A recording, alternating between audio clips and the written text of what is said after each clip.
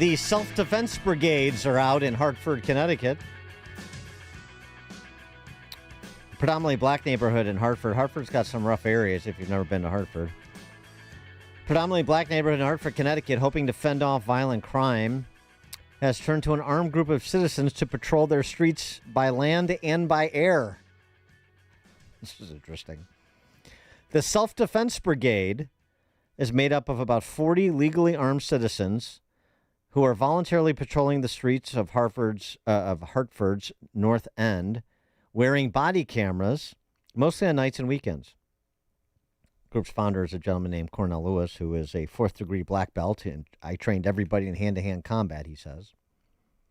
When the armed volunteers are not on the streets, the group monitors video feeds from a dozen drones hovering over the neighborhood. They have more than 75 home surveillance cameras in the hood.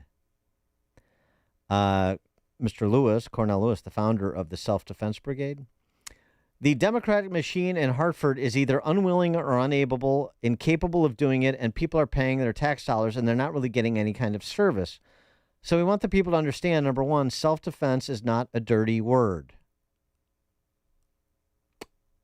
Yeah. How about it? If the Self-Defense Brigade works in Hartford, Mr. Lewis may be able to franchise this to every other major city in America. Of course, the mayor, this is, Dem town, same old story. He's denounced the group over concerns they'll enact vigilante justice. Of course, somebody protecting themselves and taking a proactive position in furtherance of public safety is necessarily a vigilante. Right. From the same people who want to send social workers out to 911 calls. For more on this, pleased to be joined by John Lott, president of the Crime Prevention Research Center, former senior advisor for research and stats at the DOJ's Office of Legal Policy, and author of books including Gun Control Myths and More Guns, Less Crime. John, what do you think about the self-defense brigades that are being deployed in Hartford, Connecticut?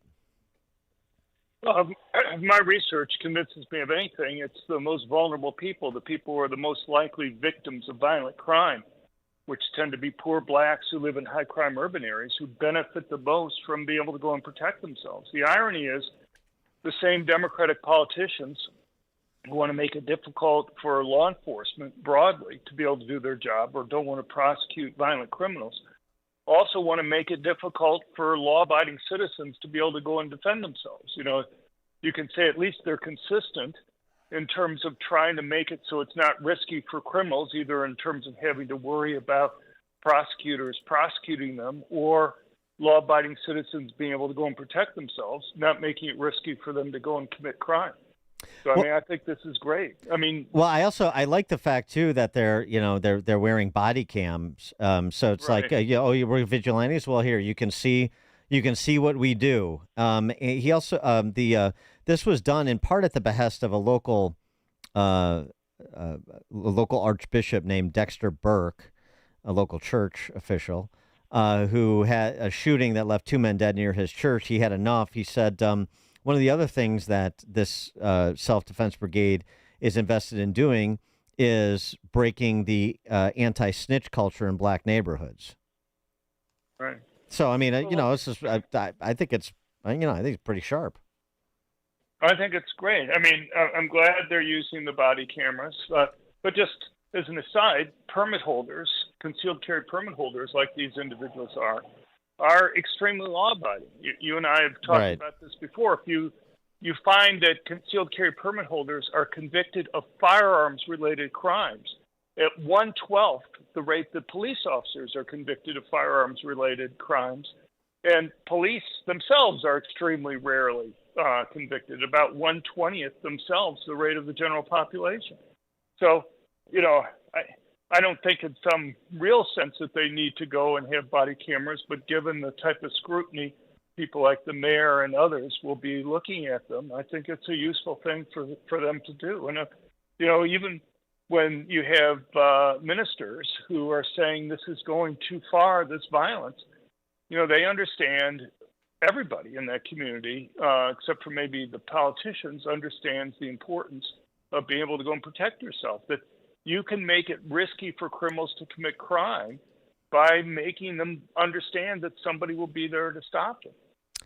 Now, the opposite approach is being pursued in Chicago, and the latest iteration of that is this ongoing negotiation between City Hall, between Mayor Bela Brandon, and whatever they consider the main organizers of these Marxist protesters that will descend on Chicago in August for the Democrat National Convention.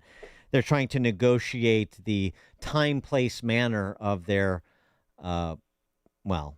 protest. You call it protest. If it's what we saw at Lafayette Park, I wouldn't really call that a protest. That's just rioting and vandalism. But is that the right approach? Is that the proactive way to deal with rabble rousers? Is to sit down at the negotiating table and bargain like it's a union contract?